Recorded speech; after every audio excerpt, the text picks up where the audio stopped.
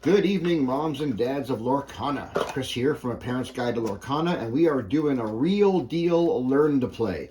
I got one of my best buds, Tim, here with us today. He's never touched these cards. He's never seen these cards. He has no idea what he's in for. So we're actually going to walk through the game step by step so that hopefully you guys can follow along and maybe learn a bit in the process. And then when we're done, if Tim feels comfortable, and even if he doesn't, we're going to play an official game and see how much he's learned from the learn to play. So what we'll do is we'll go through the steps of a game, and then we'll play open hand, and I'll kind of walk you through all the bits and bobs of the cards while we're kind of going through the steps of the game. So the first thing you want to do is draw up 7 cards. 1, 2, 3, 4, 5, 6, 7.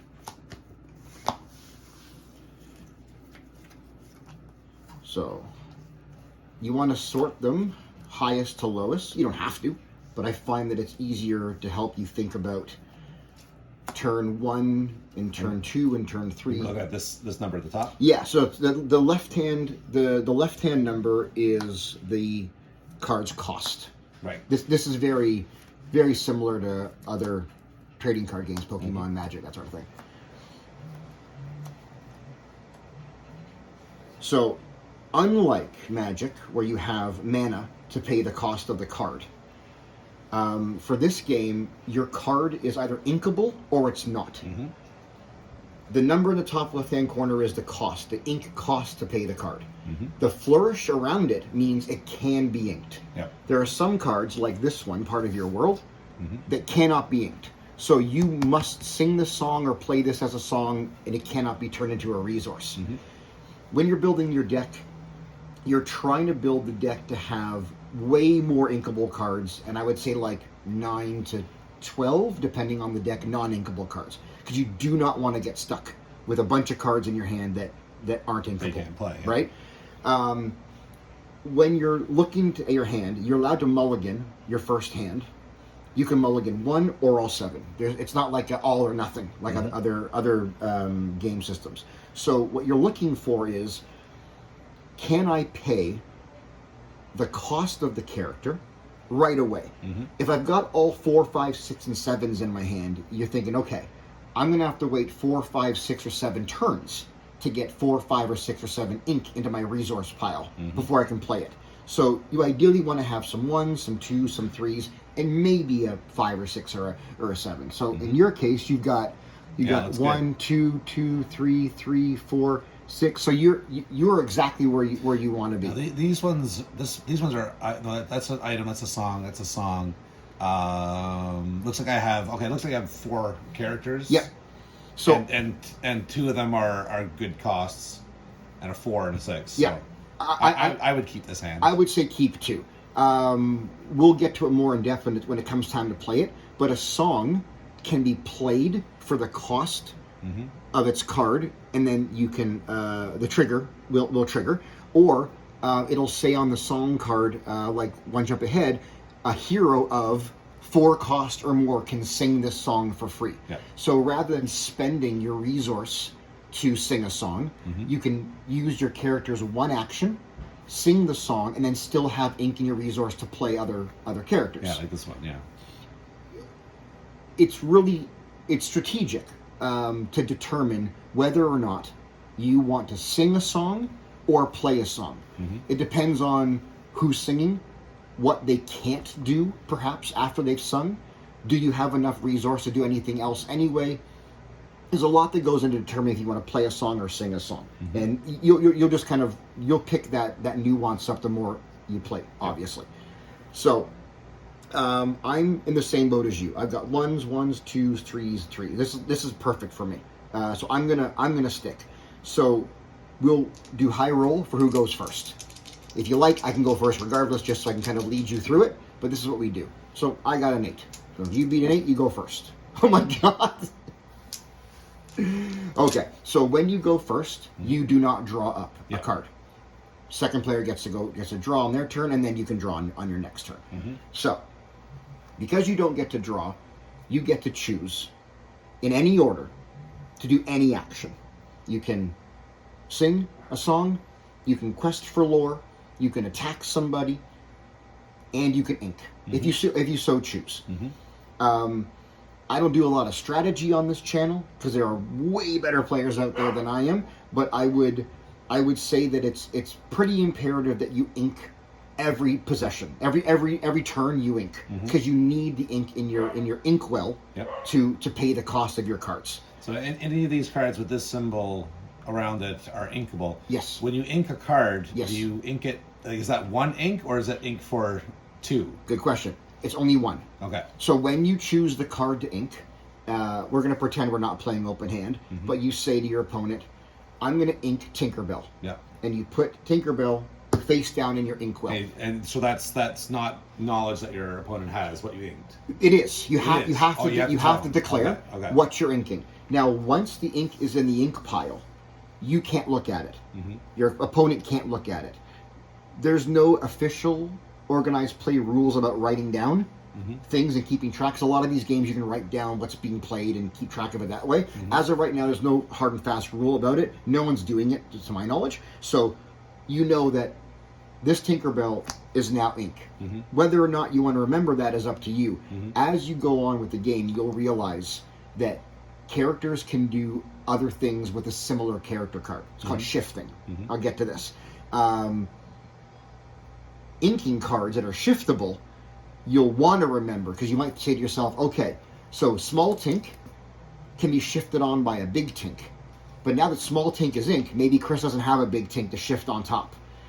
These are all things you'll learn as we get to them. Yep. So, in your case, what I would do is if you have any one cost cards, you want to ink a card so you can instantly play a one cost card. Yeah. The characters come in because you've just drawn them with ink. Yep. Wet. Summoning sickness. Yep. The ink, however, can be activated right away to play the character, but you can't do anything with the character. So the kind of first round strategy is... So I ink Magic Broom. Okay. So now I have ink to play Olaf. Got it. Okay. What happens to this now? So this stays here, and you exert the ink to use the ink. Will this be reusable? Yes. Okay. Oh yes, cool. because you're building up ink the whole game. Okay. So in this current state, in the, we'll call it vertical state, the ready state, Yeah. you cannot do anything with Olaf. Right. I also can't attack him. He's not in play. So until you tap him to do something with him, he cannot be touched by anything that I do. There are a lot of characters in the game that do things to other characters just because they're there on the board. Right. So you might have an Aurora character that gives a protection spell to every other character on your board, regardless whether she's activated or not. So you might never, ever, ever, never activate Aurora, which means I can never, ever, ever attack her with the character. Yep. However, I can attack her with an item. So effects with items, like Smash, deal 3 damage to chosen character. It does not matter whether you're dry or you're in play or anything. Right. I can go ahead and use that regardless. Gotcha. Actions, and songs and items do not have summoning sickness. Only characters do. Right. Okay, so you've played your 1 ink. You've played a 1 ink cost character. You have no more ink in the resource, which means you can't do anything else. So in this case, you would pass the turn to me. All right. Okay, so now it's my turn. Is this ready again, or So, not until the beginning of my next Not turn? at the beginning of your next turn. Okay. I mean, technically you can, but just to keep the board state from being confusing, I know that you've exerted all of your ink. Yep. Right? Kind of thing. So, I am going to go ahead and ink Tinkerbell, Tiny Tactician. And I will pay the 1 cost to bring out Captain Hook. Captain Hook is still drying. I cannot do any... Yes? Okay. We are back. We are back. Okay. So I paid 1 ink to bring out a 1 cost Captain Hook. I won't go over any of his flavor text until he does something that involves a flavor text. We'll kind of go over it as I get there. Yeah. But at the moment, I'm in the same boat as you. I also forgot to draw. So I'm teaching to learn to play, and I forgot to draw.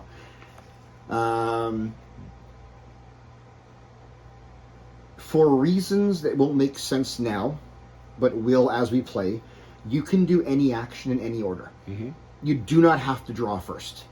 You do not have to put ink in the inkwell first. Okay. You can make your character do something, and then draw, and then put ink in the inkwell. Right. This is because this game doesn't play linear.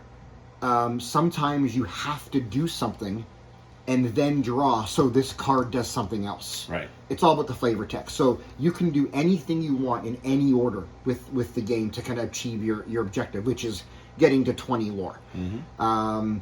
This game is not really about fighting your opponent. You could win an entire game without throwing a punch, technically, because you want to get to that I just said it, win condition. Win condition. That's right. it. You want to get to the win condition, which is getting lore. Right. That's the goal. So I've done all that I can do. I'll pass my turn back to you. Okay, so do I ready the ink? Yep, ready the ink. And I don't have to draw, but I'm going to. Yes, you ideally want to draw first as your first action. Okay. So I got another copy of Friends on the Other Side, so Yep. that seems pretty straightforward. I'm going to ink that. Mm-hmm. So now I have 2 inks. Yep. Okay. I could pay 2 inks to sing this song. Mm-hmm. Yep. Okay. So what characters can actually sing it instead, hypothetically? What did you say? It has to be a 2-cost character, so So Olaf Olaf can't sing. That's not his song. Right, and I believe one to jump ahead is a scry card, probably, right? It's one where I get to put the top card of my deck into my inkwell. There you go. So Okay, you but exerted, but it'll give me extra ink for next turn. Yeah, exactly. So this is one of those things where you say to yourself, so Madison's deck, and everybody on the channel will know because they watch this deck, I play it all the time, is Madison's deck gives you oodles and oodles of ink. Of extra ink? This is what this does. All right, so that seems like... So when this song gets sung, does Yeah. it get discarded? It gets discarded. Okay, Yeah. and where's my discard pile? Just on the left So here. just Yeah. put it over here. Exactly. So now that top card of my deck goes into my inkwell face down and exerted. You So I got have it. no idea. I'm not allowed to look at No. this. So I No. have no idea what I just inked. Not at all. I just grabbed a random person from my deck and said, "You ink now." Could be your greatest card of the whole deck. Excellent. You never know. Now Olaf can act now. Yes. So what do characters in play do? What are they for? I see this one that must be power, and this must be their defense. Yes. So the strength and willpower is if you want to challenge, you are a 1/3. Yeah. Okay. I'm a 1/2. So let's say hypothetically you say I want to challenge Captain Hook. Yeah. So you turn your card sideways and you say I'm going to throw 1 into you. Yeah. I have 2. Yeah. So Madison and I do this backwards, but I prefer it this way. I like to put my dice on there and go, I have one health left. Yeah. The people in the community do not do it this way. Don't you just use these little tokens? You could too, yeah. I don't love the tokens. But again, you can use the tokens if you wish. Because I assume we do damage to each other. Yes. Yeah, So so, that- I get -1 as well. Exactly. So my hit at the end of my turn will always fly back to you. Yeah. So in this case, if we attacked, then you would take the hit and I would take the hit. Yeah. Now, there's something I mentioned to you right when you started the game when you brought Olaf out. Yeah. Can you attack Captain Hook? Mm-hmm. You can't. Oh, okay. Because he's not in play. Because he's wet. He's still wet. but even if he was dry, he can be there the whole game, dry and ready to go. Yeah. You cannot target him until he goes out of the resting phase into the active phase. Okay. And I'm going to apologize up front for everybody watching the video. I don't know any of the terms. Excellent. Resting, active. I'm learning One Piece also, so I use One Piece terminology. I said summoning sickness, which is a magic term. Like, Yeah.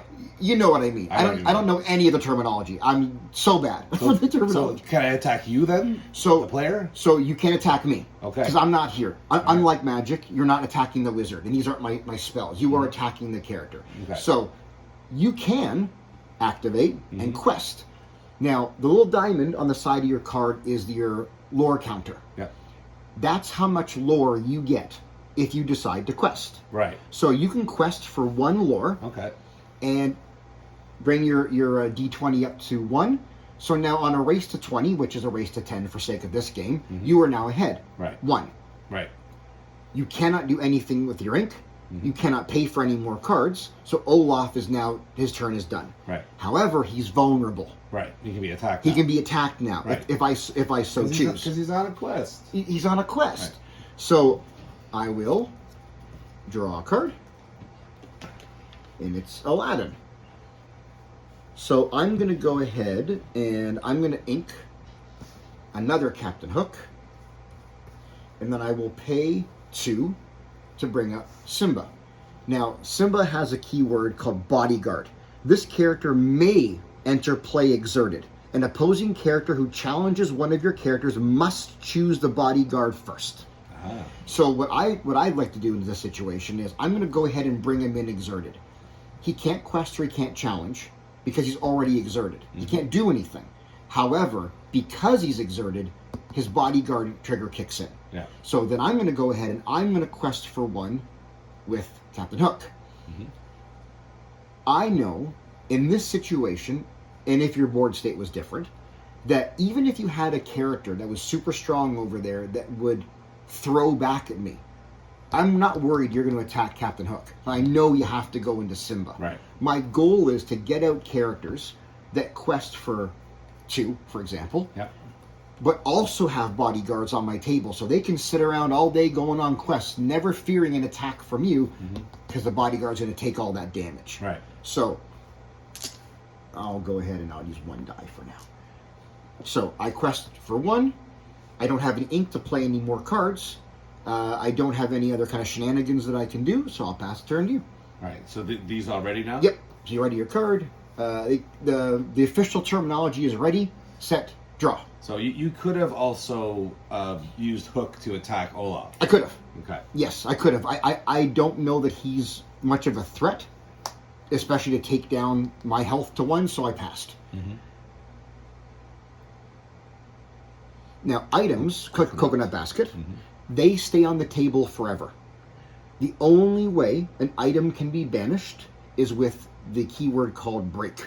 Some characters or some actions can smash items or break items. In this case, coconut basket, I believe, removes 1 health or 1 damage off of a character per turn. I only have 1 character, full transparency, in my deck that can get rid of that card. So any action you play, Madison knows this all too well, will never go away. I have nothing to deal with that action. So every single turn, she can activate the coconuts and take a damage off of a character. And I have no way of getting rid of it at all. Because you can't target it like you can when you challenge a character to character. Okay, so when you play an item, does it just go off on the side? Yeah, exactly. Yeah, Okay. you just put it on the side, and it just kind of lives there. Okay. And items do not have summoning sickness, so you can use item right away. Okay, so I'm going to ink Pocket watch.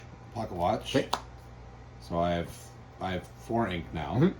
So I could bring in Anna, but instead I think I'm going to bring in my coconut basket. Cool. Yep. Okay.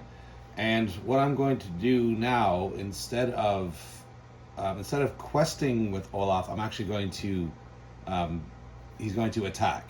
Okay. So you have to attack Simba. Yep. Because he has bodyguard. Yep. So your 1 Olaf will ping me for 1. Yep. And I'll throw 2 back at you. Yeah. So he's got 2 damage counters on him. Right. And he only has a 3 life. So Yes. he is about ready to melt. But when I summon a character next turn, that 2 damage is going to come off of him. Absolutely. Okay. I still have 2 ink to play with, but nothing that I can use it on. Right. So in this case, the next character I play, I will go after Olaf. Right. So because he's only 1 left. Right. So the coconut basket would have worked better hypothetically if you had another ink and you could have cast a 3 cost or 4 cost character. So since in the sense of learning, then we'll rewind that. We're not going to fight. So figuring that out. Yep. So instead, we will quest. Got it. Perfect. And again, Olaf is there. These 1-drop characters are there for a good time, not a long time. Yeah. They're just here to do little things, chip away at you. I have been playing a little bit of a modified style where I'm playing wide. It's a term you probably understand, but it means lots of cards on the table. And wide is very tricky to deal with when there's lots of things happening, right? Yeah. So because you're out of ink, Olaf has done his questing. Yep. You have nothing else to do. my turn. So I will ready my characters, set my ink, and I will draw. And I got myself another Aladdin. So, I assume you can't have two characters of the same name in play at once? you can. You can actually have up to 4 characters of the same kind. Mm-hmm. So Aladdin, this is Cornered Swordsman. Mm-hmm. I could also have Aladdin Street Rat. I can also have Aladdin Heroic Outlaw. I can also have, you can have up to 4 of any similar character card type of the same type. Mm-hmm. So in my deck, I've got 4 of these. Mm-hmm. I can't have 5, but I can have 4 of a different Aladdin. But can you actually have them in play? You can. Okay. Absolutely. You absolutely can. Okay, so in this case, I have a deck. I have a princess deck, and my princess deck is kind of led by Moana. And the idea is Moana can do things for other princesses. She can help princesses. Mm-hmm. I haven't seen Moana yet. I have only seen one princess, 2 princess. I don't think I'm going to go with my princess strategy for this game. Mm-hmm. I don't think it's not coming up fast enough, so I think I'm going to pass on the princess strategy for now. So I'll go ahead and ink Minnie for 3. I will pay 2, and I will bring out Aladdin. I don't have any 1-cost cards, so I can't do anything with this ink.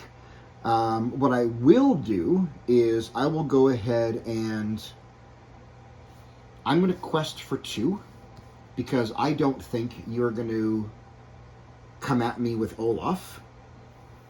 Now could both of these characters attack Olaf? Yes. And finish him off? Yeah. I totally could. If it was if we were equal in health, or if you were say a 2 strength or 2 willpower, sorry, and I was a 1 strength, I could attack for 1 and attack for 1, and then I would kill you. Right. But again, I think in this, the game is to get to 20 lore. Yep. I think it's more important for me to quest than it is for me to take out Olaf at this point. Fair enough. So I am all out of actions, and I pass the turn to you. All right.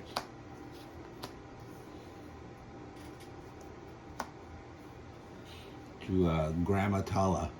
She is one of my favorite cards, not only in the deck but in the game. Mm-hmm. When Grammatala dies, or when she's banished, because no one dies in Disney, Right. she becomes ink. Cool. Which is, if you've seen Moana, very thematic because she's always with Moana. Right. Which is a great card. So her having a 1 willpower, you almost put her out there to get banished. Right. Take the lore, get her banished, she becomes ink. Right. Again, this is an ink building deck. Mm-hmm. All right. So I will use all 4 of my inks here to get Anna out. Okay. And is there a way to I see you put him further back. So a lot of people do things like this and just remember what's wet and what's dry. I like a 3rd row. Yeah. This is not official. It's just the only way that it helps me kind of keep things organized. Yeah. So I have your inkwell, which is now these cards, but and she can't do anything. She can't sing the song. No, she can't do anything until she's dry. Okay. And I assume I don't have to ink every turn. No, you do not. Because I don't want to ink any of these cards. You don't. And if 4 ink is enough for you to keep playing the cards in your hand, like see me, 2, 3, 3, 3. I don't need any more than 3. So technically, if you don't want to ink something, you don't have to. I'm not gonna. You're not gonna. I'll just quest. Alrighty. And pass the turn to you. And the race is on. So I'll move Aladdin up into the battle. I will set my ink. And I will draw. I have an Ariel Voiceless. We talked about singing songs. How you can play a song or a character can sing a song. Yep. Ariel, on human legs, cannot sing.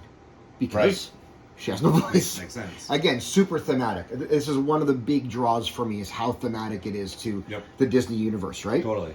So I'm going to go ahead and I'm going to ink smash, and I'm going to I'm going to play 2 and get Aladdin out. I don't have any other 2-cost characters. I don't have any 3 or more characters that can sing a part of your world. I don't need to sing it yet. A part of your world can return a card from my discard pile to my hand. Cool. This is a good late game card. Mm-hmm. Just when you're killing all my guys, I want to bring someone back to get back into the fight. Yep. So, again, I'm not really worried about Olaf. What's that on a 2/4? Yeah. Well, Simba's got to do his job. So I'm going to go ahead and quest with Simba, Aladdin, and Hook. So Yeah, 1, 2, 3, 4. So I go to 7. 7. So 5, 6, 7. And I'll pass the turn to you. Okay.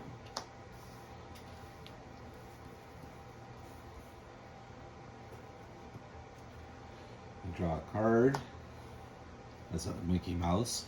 I'm gonna. Do I have to exhaust a character to get them to sing a song, or no? Yes. So the action is singing a song, Mm-hmm. questing, or challenging. Right.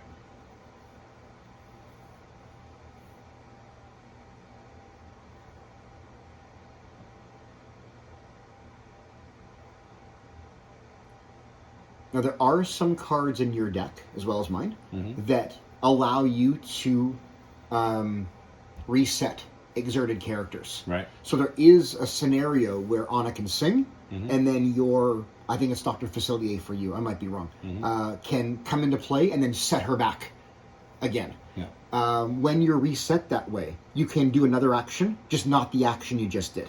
So there's nothing that I can do here because if we're just playing a short game till 10, my only options here are I could attack for 3, but it's going to go to Simba, and then you've still got 3 left. So you're going to win on your next turn. If you want to go to 20, we can keep playing this way to 20. I feel like we should probably go to Yeah, 20. of course. Okay. Of course. Now, if I was to attack, how does Simba's damage get? Do I get to decide where it goes? So or do everything you get to decide? Everything happens one card at a time. Mm-hmm. So you attack first with Anna, for example. The damage goes to Simba first, and then he throws 2 back at Anna. Okay. If Simba's still living, Mm-hmm. and then you attack with Olaf, you attack the Simba, that will kill him, but just before he dies, he'll throw his 2 back to Okay, Olaf. Gotcha. Okay, so instead I think I'll get Anna to sing "Friends on the Other Side," Okay. which gets me to draw 2 cards. Yep. It's a good one. Okay. All right, that's cool. Now, see, the beauty of singing is you still have your 4-card ink resource. Yeah, and I'm actually gonna use them to bring out Rafiki. Rafiki has Rush. Yep. So he can challenge turning these plates. So he's going to swipe at Simba. Okay. Because he's going to do 3 damage to Simba. And Simba will die. Yeah, and Or- no, he's going to be banished. Banished. I'm so sorry. And Simba's damage goes to Rafiki. Okay, and now I'm still free to quest with Olaf. You are? Yes. Okay. Alrighty. So I will reset. I'll bring the second Aladdin up into the fray. I will reset my ink. I will draw a card. Let's see here. What do I want to do? What do I want to do?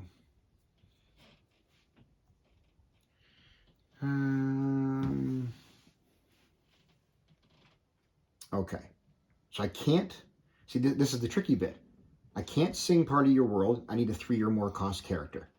If I bring Ariel out, she can't sing. So maybe I'll bring this Ariel out. So I'll tap 3, and I'll bring Ariel out. Musical debut. When you play this character, look at the top 4 cards of your deck. You may reveal a song and put in your hand. Put the rest of on the bottom of your deck in any order. The word may. I may reveal a song. If I don't reveal it, I cannot keep it. Yeah. I have to reveal it to keep it. That's the condition of the card. So let's see if I get any songs. Oh God, I'm pulling all the good cards up front. They gotta go to the bottom of the deck. Oh my gosh. Okay, I didn't get any songs, but I just got rid of some of the best cards I have in this deck. Amazing. Oh my gosh. Okay.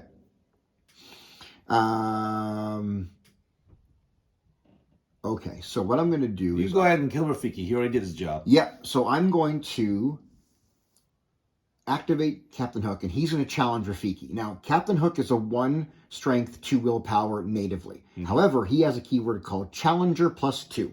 While challenging, only while challenging. Yeah. Which means that this does not work on the bounce back when you challenge me. Yeah. While challenging, I get +2 strength. So I'm actually a 3-2 for this case. So I could... You could challenge anybody. I could take a big chunk off of Anna, but I would die. I could get rid of Olaf, no problem. And I just wonder... I wonder if taking out Rafiki is worth it. Because you'll lose Hook. Yeah, I'm gonna lose Hook.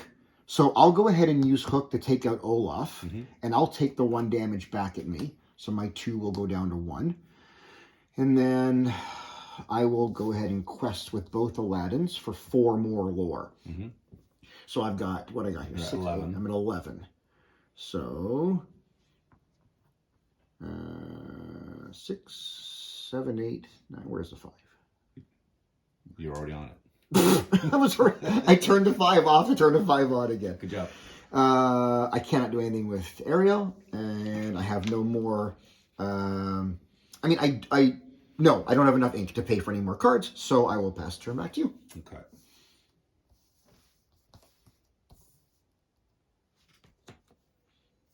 Oh, look. Oh, for God's sake. Back. So, you know what? I think we'll probably just do that again. Okay. Get Rafiki out, and he gains Rush. Yep. Coconut Basket takes these 2 damages off of Rafiki. You got it. So let's just start. Let's eat into your capacity here. So this Rafiki is going to attack that Aladdin. Okay. And he's a 3-2. Yep. So you get 2, and Aladdin will be vanished. Okay. And this Rafiki is going to challenge the other Aladdin. Okay. So you will take 2 also. Yep. And let's just clean your house. Let's take out Hook as well. Nice. And he only has 1 when he's defending, right? Yeah, correct. Yeah. He gets Spanish as So well. I didn't gain any lore, but I kind of wiped out your table there. You destroyed the board state for me. Okay. All right. We'll leave it there. So I wanted you to activate coconuts. This is why I didn't attack Rafiki. But what you did there is exactly what that deck is built to do. And if you've got multiple coconuts, they stack. Ooh, nice. So if you had 3 coconuts, you could take up to 6 damage off the characters. And again, my deck is not built to take care of items. So your items will just live there, worry-free for the whole game, which is very good. Very, very good. All right. I will draw. Oh, gosh, this is not what I'm looking for right now. Okay. Okay, so what I'm going to do first is I'm going to pay 2 to play the Be Our Guest song. I'm not going to have Ariel sing the song. Look at the top 4 cards of your deck. You may reveal a character card and put the rest in the bottom of your deck in any order. So 1, 2, 3, 4. This could not be worse for me. This could not be worse for me. The cards that I'm getting rid of are the only way that I'm going to beat you. I got a Captain Hook, so I'll go ahead and keep him. And I'll put that away, and I'll toss these cards in the bottom of the pile. Now, what's Ariel going to do? Well, I got 2 more ink, so I'm going to go ahead and pay the 2 more ink. I'm going to sing "Be Our Guest" again. I'm going to do the same thing. All right, bury more of your good cards. I'm going to bury all the good cards here. Okie dokie.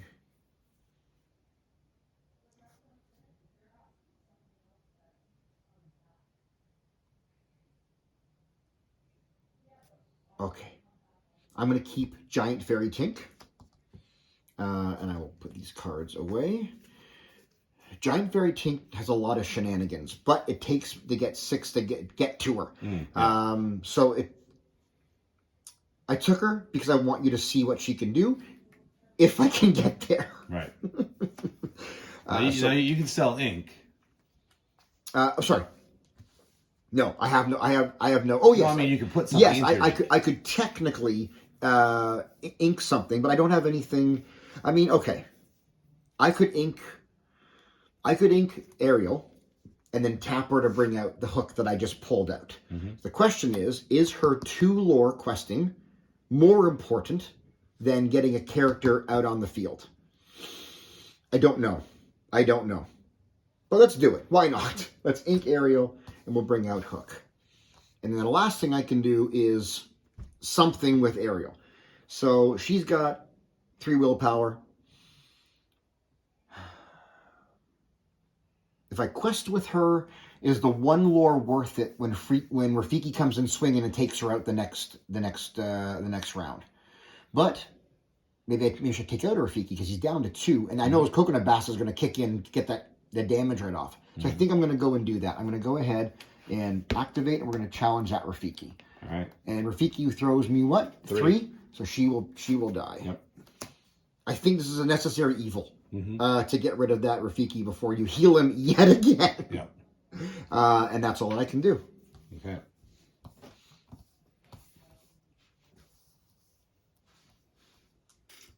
All right. So I drew. Oh look, there's another. Rafiki. Oh my god! Now this Merlin Yes. support card. Whenever this character quests, you may add and there's a symbol. Yep. It's their power. Yep. To a chosen character's power this turn. Yeah, so you could pick any one of your characters and go, Oh. this guy now has an extra 3. So they can make someone really tanky. If you need to deal with, say, my 5 willpower Tink, for example. Mm-hmm. Interesting. Okay. And Rafiki also can't be inked. I see that there. Yes, yeah. Okay. So the only thing he can do is come in. Guns a-blazing. Yeah. Or quest for 1 lore, if you're just trying to pick away at me 1 lore at a time, you know? But I think what I would like to do, I think we will do, we'll pay 2, we'll get Ramatala out there. Okay. And I'm also going to,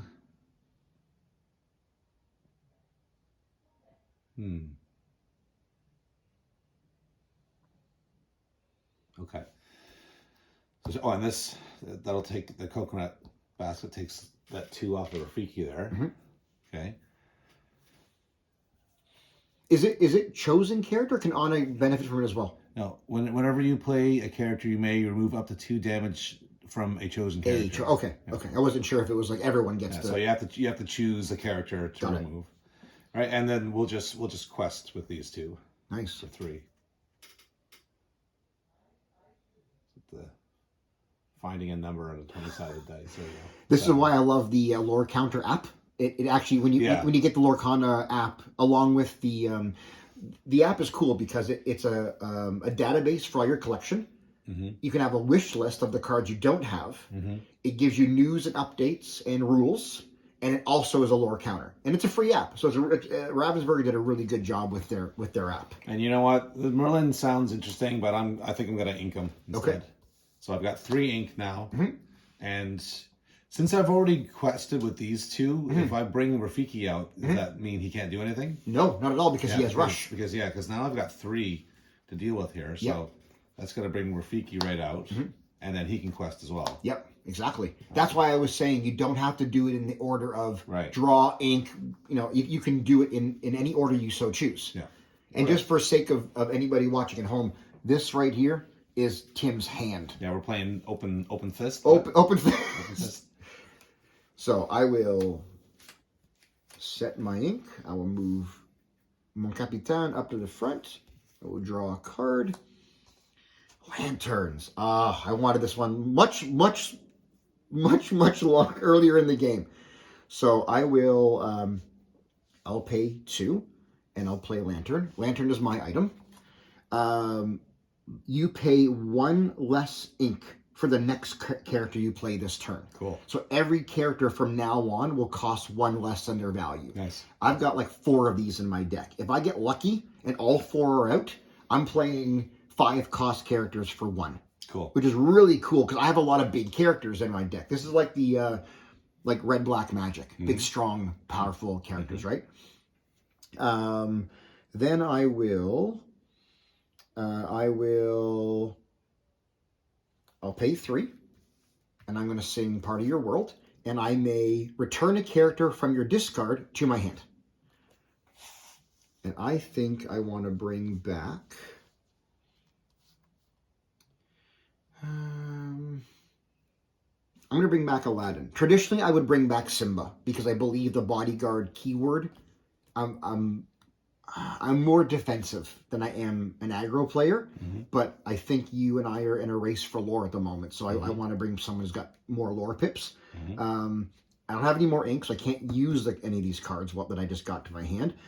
But Captain Hook is a 3/2, so Rafiki would beat me. Anna would definitely beat me. You're 8. Lore. I think I need to get some of these players off your board. I really do. I don't think this one lore is worth it. So I'm going to go ahead, make him a challenger. He'll be 3/2. So I will go ahead and hit Rafiki. You could also take... She's got 1 damage on her. Oh, I didn't notice that. Yeah. I keep seeing her. It seems better. Yes, I keep seeing her 4, and in my brain it went 4. Yeah, I'll take out Anna. Because she's got the 2 lore. Yeah. So they both... Yeah, you want to... I should know better. You want to get rid of the lore batteries as fast as you can. And that was my turn. I'm teaching you. You are teaching me. For everyone out there, every game I've ever learned has been taught to me by Tim. I don't understand games. I just let him understand the rules and then teach me in the most lamest terms possible. Except for this time. This time in Keyforge, the only games I think I've ever taught you. So I've got 2 Mickey Mouses. I'm going to ink one of them. And so that way I can bring out... Got 6 ink now, so I can bring out Robin Hood. And when you play this character, if an opponent has more cards in their hands than you draw a card. So I have 1, you have 2. So I draw a card. You're drawing cards again. Okay. And I've got Aurora, who's a 5 person. This is she's one of the ones that got that shift thing you're talking about. Yeah. You may pay 3 ink to play this on the top of one of your characters named Aurora. So Aurora, this version, is a 5-drop, 5 cost. Right. But if you want to shift her onto a smaller Aurora, you can pay 3 instead of the 6. Right. This is a great way. Shifting is a great way to get characters out that are big bruisers. Her flavor text, I believe she has a thing. She gives wards called Healing Touch or something. So what does that flavor text say? Protective Embrace. That's it. Protective Embrace. Your other characters gain ward. Opponents can't choose them except to challenge. Right. So just from Aurora being on the field, this is what I was talking about when we started the game. You may, when Aurora comes into play, you may leave her untapped the entire time because I can't challenge her. Right? I can't challenge her when she's untapped. But her existing gives everybody else ward, which means if I have an item that says deal 6 damage. You can't do it. I can't. I have to challenge. So sometimes, even though she's attractive as a 2 lore battery, you may never actually quest with her because you want her around for the her buff. Just something to think about. All right. Okay, and then I'll just lore for 3. There you go. Now we're tied. We're tied. See how fast it happens? Now, I'm looking at Robin Hood. During your turn, this character gains evasive. Yep. What does that mean? Okay, so evasive means I can only challenge him with a character that is also evasive. He's too nimble, and I can't catch him. Which means unless I have an item that says deal damage or remove 1 character off the board or something to this effect, I can never challenge him. So you know that you can quest for 2, and my characters cannot challenge him. So Robin Hood isn't evasive themselves, but on my turn, if you have a character that's evasive, he can challenge it. Correct. All right. Okay. Yeah. But he's not evasive. No. When he is tapped, he's vulnerable. Exactly. Being challenged. Exactly. Okay. Evasive is used a few different ways in this game. Pascal, for example, who's also in your deck, is only evasive with a 2nd card in play. Right. Madison puts 2 Pascals down, and there's an evasion loop. Right. Yeah. Right?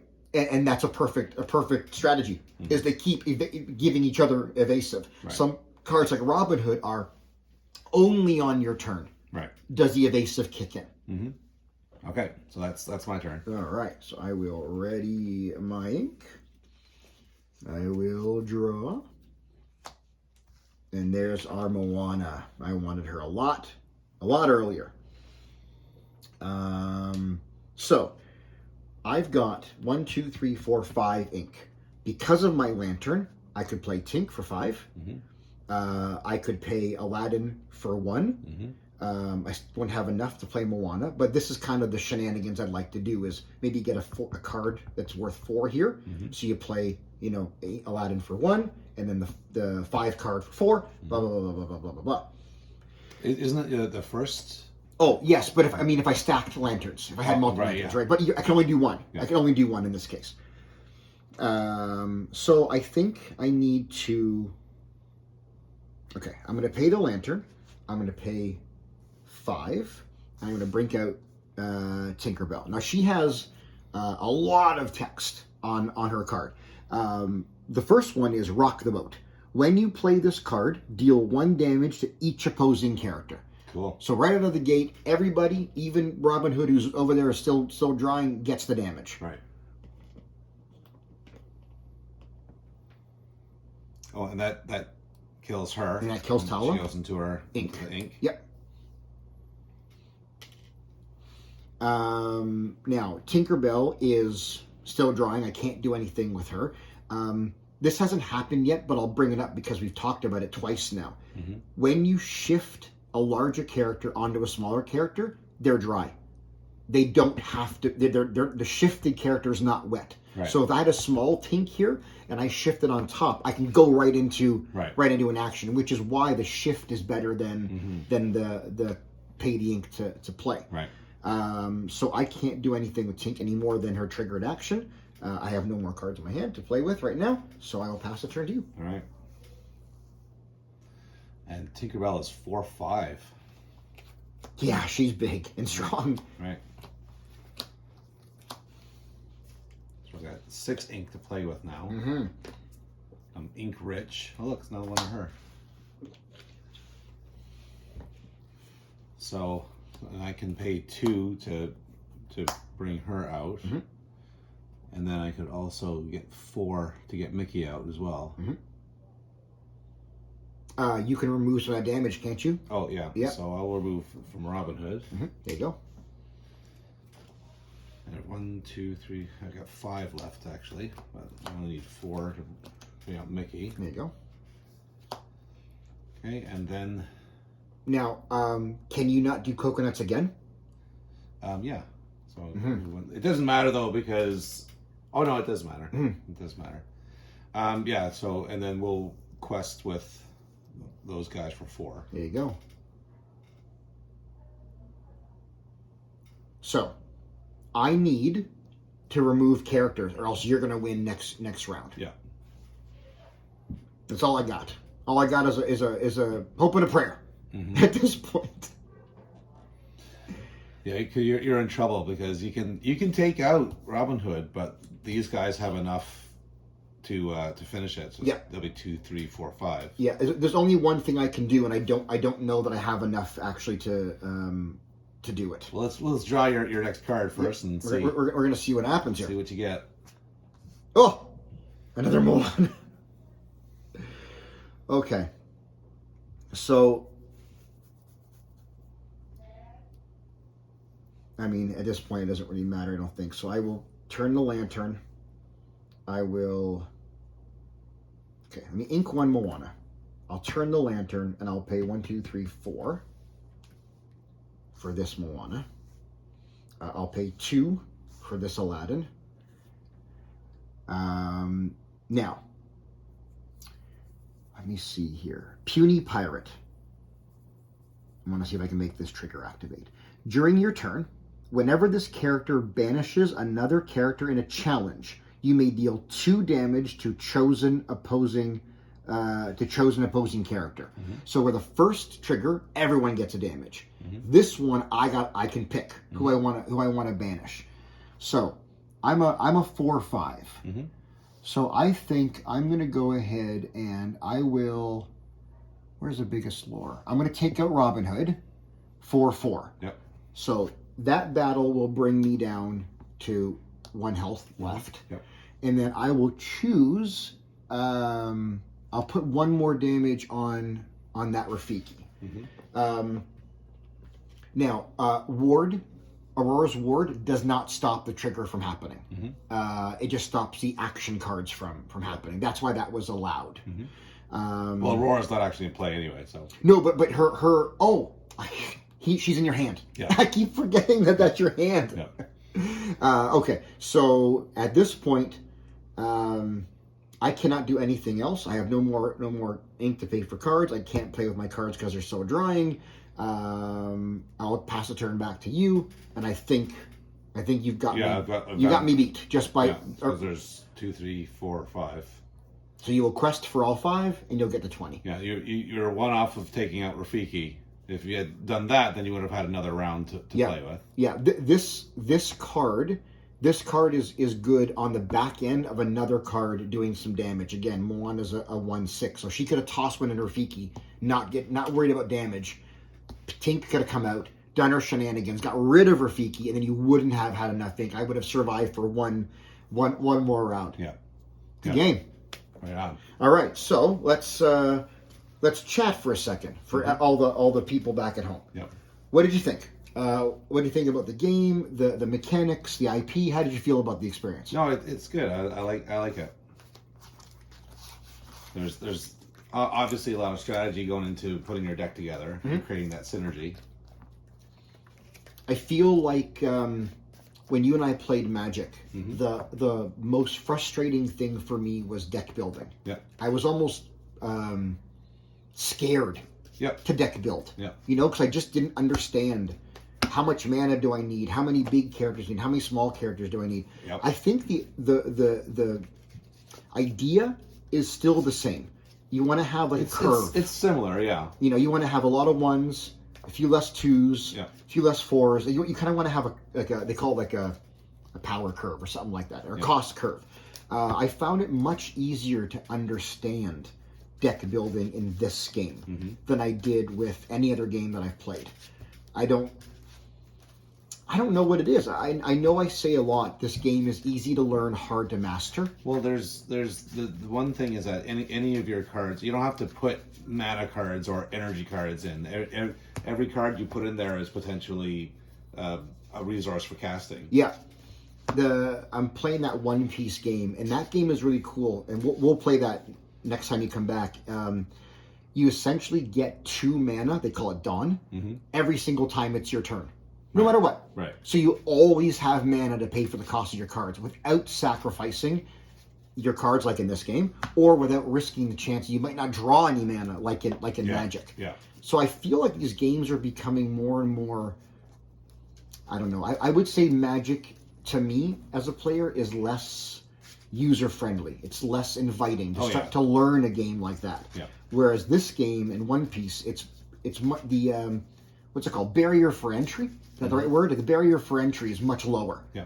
It's easy to get in and kind of understand. And you have a gaming mind, so I knew you would pick this up like in a nanosecond. And all you have to really learn is the words like shift and challenger and bodyguard and things like that, right? So I'm going to ready to play again.